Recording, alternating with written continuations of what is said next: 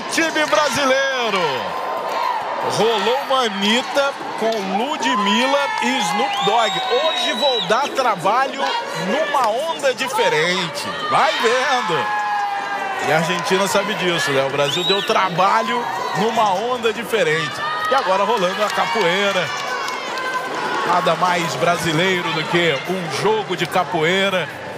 E o Brasil curtindo demais esse momento. O hexacampeonato Pan-Americano.